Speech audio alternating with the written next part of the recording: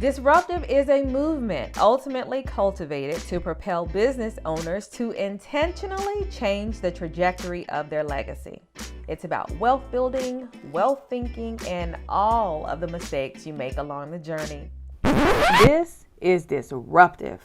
Dr. Gallen, welcome. Good morning, Jessica. How are you doing? Us again. I'm doing well. I love the shirt, Warrior. It's so appropriate right now. Well, thank you. You know, we've been tremendously blessed since 2016 as the elected school board member for District 1, and I would parenthetically say since my inception as an educator into the Miami-Dade County Public Schools to really be on the battlefield for public education, to be on the battlefield for equity, to be on the battlefield in the war for prosperity and opportunity for our children and our community and our people. So as a school board member, the battle and the war continues. So yes, we are on the battlefield, and we just come off the battlefield yesterday with a school board meeting as it relates to providing an opportunity for our employees and continued educational opportunities for our children. And you were victorious, I read. Yes, we were victorious. I was the conduit at this particular time with the item that spoke to, I actually had two items, believe it or not. I had two items. One obviously resonated more prominently than the other, and that was the item SP-9 that addressed compensation for hourly part-time employees during the mandatory shutdown of schools. We were victorious as a board with a vote of 8-1. So 8 out of the 9 colleagues affirmed the superintendent's plan to compensate our employees, who very often represent a very fragile group of employees because of their non-full-time status. Right. And we really took that approach to ensure that we not only embrace this moral imperative, but what I believe is a humanitarian imperative during these very, very critical times. So the item passed 8-1. The superintendent's plan is being implemented as we speak, and these employees will have an opportunity to continue to receive compensation for themselves, their families, and to support their children during these very, very uncertain and very challenging times. So I'm very, very humbled and honored that God utilized me as a conduit for the item, and that my colleagues on the board, at least 8 of them out of the 9, felt the need to affirm the superintendent's plan so that we could all stand in solidarity on behalf of our employees. That is a blessing, Steve. You have hourly workers and part-time workers who I'm quite sure when that social distancing mandate went out, I'm sure that their hearts had to sink, thinking, if I'm not working, I'm definitely not going to be getting paid. Absolutely. If you want to really get a perspective on some of the very transparent, very open testimonies, when I posted the initial item, individuals came forward and said that they had been almost in a state of depression, not knowing how they were going to provide for themselves. You had the uncertainty with the Congress as it relates to a stimulus bill. So everything was up in the air, and their stability, their hope, their optimism, and their reliance was on the Miami-Dade County Public Schools as part-time hourly employees. And again, many of these testimonies are reflected on my Facebook page and in my inbox. People were very, very grateful, but people were very, very prayerful. So it is real. It is real. It is real. It is real. And we're very, very humbled and honored that we were successful as a board on yesterday, and that we're able to make provisions for our people, our employees, who have done a tremendous job to elevate this Miami-Dade County Public School District as a whole.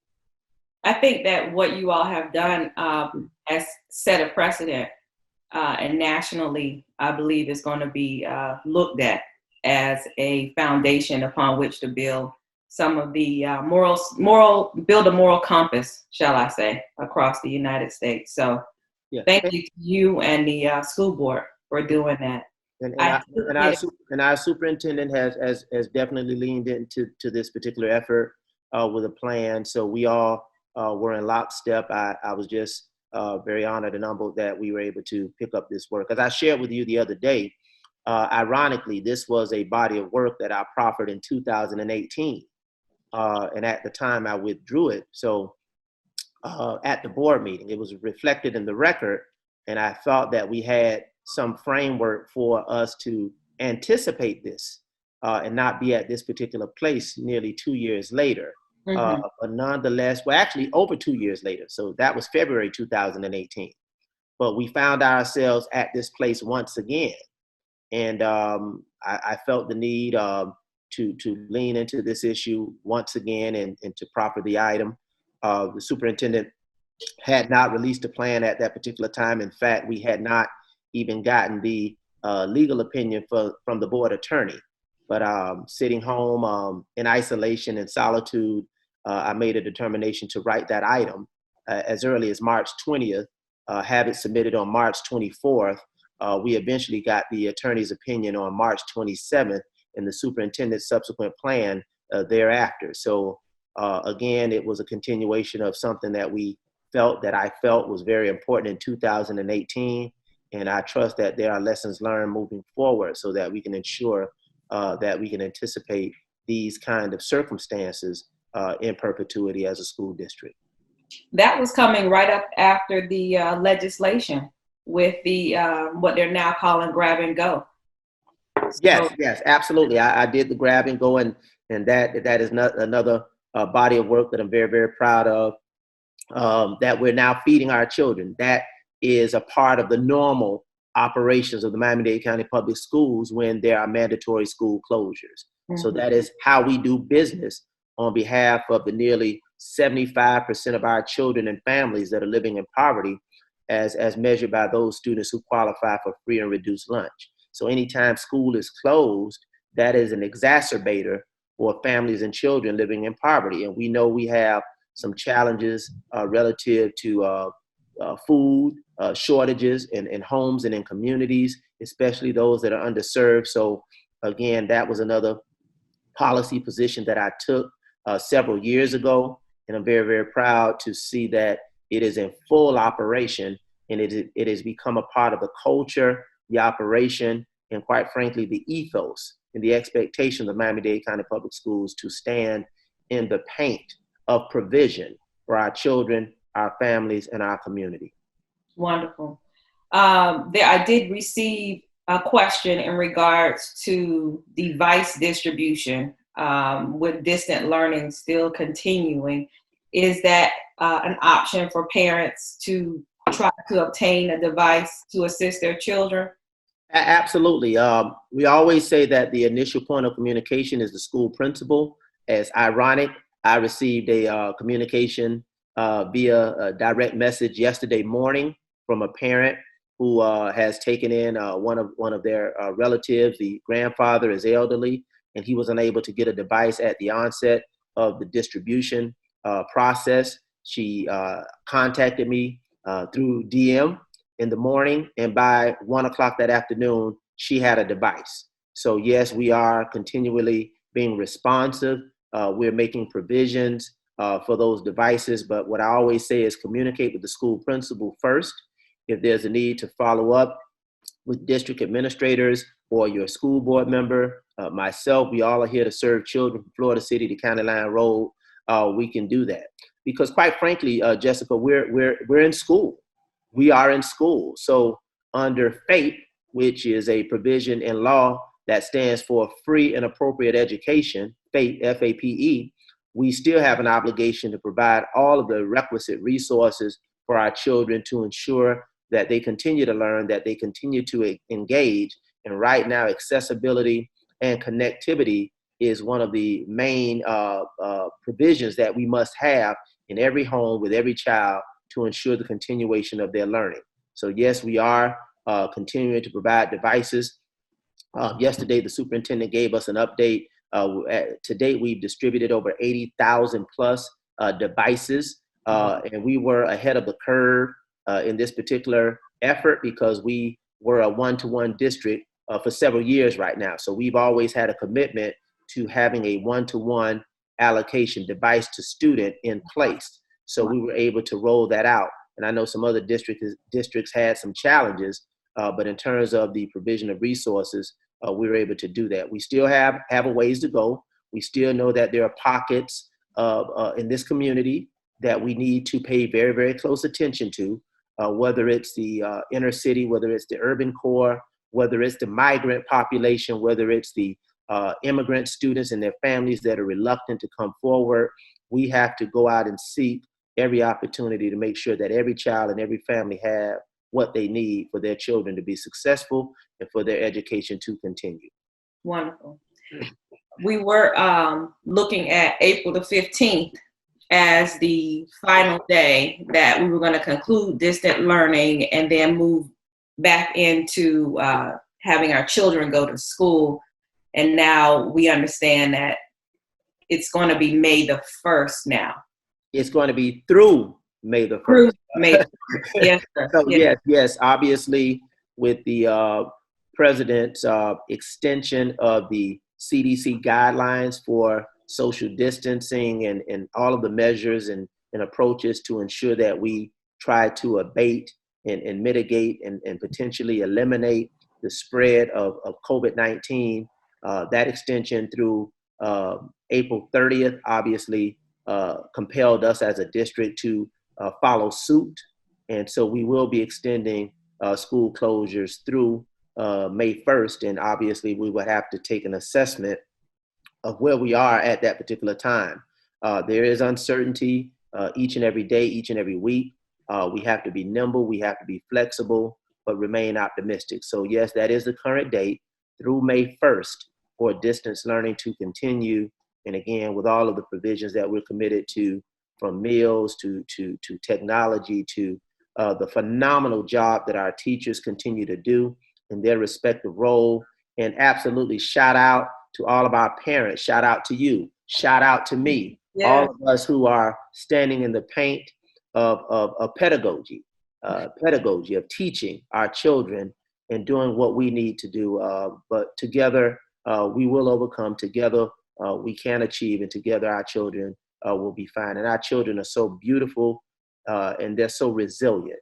We're so proud of them, but we have work to do, and it's not going to be easy, but nothing under these circumstances is easy, but together we can overcome. Yeah, I had a moment with both of my children yesterday. My son is like, oh, I'm tired of this home learning. I just want to go back to school. But I really know what it is. He is supposed to be an anchor for the fourth 9 weeks of school. So he's not able to do the news for Parrot, for WPTV, I think it is. Yeah. So I told him, I said, you need to write the news here and do the news for us in the morning. And he said, oh, Mom. So I'm still working on that one. But the little one, she and I are going over adverbs and verbs yesterday. And there was this little twinkle in her eye. And I said, oh, my goodness, I have broken through. She's actually listening to me as an instructor versus her mommy, her girl, who she likes to hang out with. So now I've crossed over into this instructional level of respect that she is appreciative of. And it was a nice feeling yesterday. So it's broadening our parent child experience into learning something that they learn in the classroom. If I'm talking about God, she knows I'm a teacher. Yes. She's going to give me the reverence and respect if I'm talking to her about the Lord and what we as a family submit to. But when it comes to addition, subtraction, and division, I'm not the authority in her eyes. But I see now that there's been a change because this is our new norm. Yeah. And they're kind of figuring it out and accepting it and adjusting. And what I say to parents as a parent, and I guess you and I both had an epiphany on yesterday. I don't know what it was about on yesterday. There was somewhat of a breakthrough in my house with my daughter as well. Yesterday was the first day that she had an opportunity to do a Zoom session with her teacher. And despite me and my 30 years plus of experience as an educator at every level, I'm very, very open about the fact that having taught at the elementary, middle, and high school level, the level that I lamented the most about was elementary school. Mm-hmm. And even at the elementary school, I could not really deal with the whole notion of first grade and second grade. You get me at fourth grade, fifth grade, I can adjust, but that's a very, very difficult time period. So they had an opportunity to have a Zoom meeting, and it was just a beautiful observation. She was telling me, get out of here, get out of the room, so she can interact with her classmates, with her teacher. And for a moment, there was some sense of emotion that came over me, not simply as an educator, not simply as a father, but as a human being.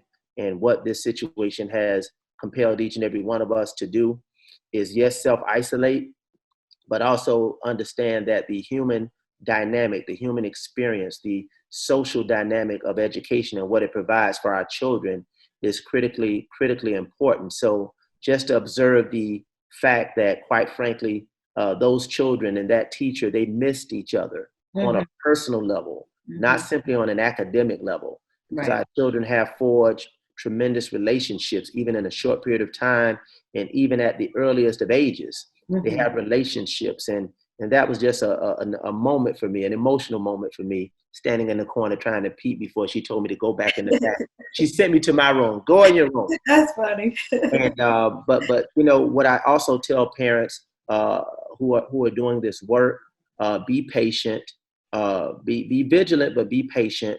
My daughter is obligated. Obviously, we have a framework for 45 minutes of math and reading for iReady.